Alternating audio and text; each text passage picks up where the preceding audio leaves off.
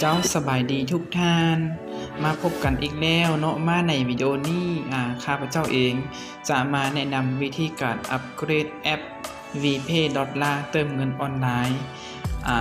ให้สมาชิกของเฮาเนาะทั้งคนเก่าและคนใหม่ให้มาอัปเกรดเพื่อจะได้รันระบบที่ว่ามันไวกว่าเก่าเนาะวิธีการอัปเกรดเนาะสำหรับสมาชิกของเฮาที่ใส่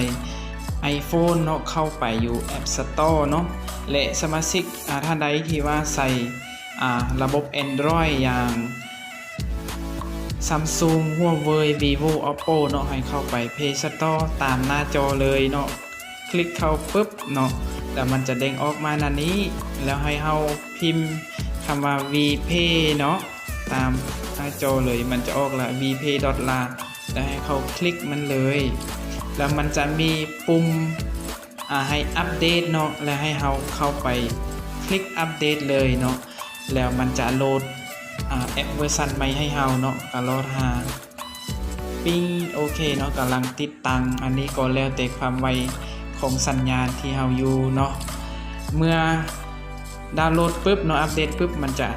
โชว์หน้าต่างให้เปิดเราก็กดเปิดเลย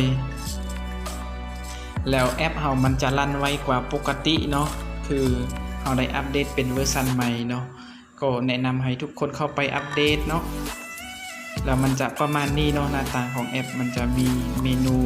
อยู่ที่4เมนูและตอนนี้ผ่านมามันจะมีแค่น่ารักแล้วก็บริการผู้ใช้เดี๋ยวนี้มันจะมีเมนูโปรโมชั่นเพราะว่ามันมีดีหลายอย่างเนาะในการอัปเดตฉะนั้นท่านใดที่ว่ายังบ่อัปเดตก็ให้ไป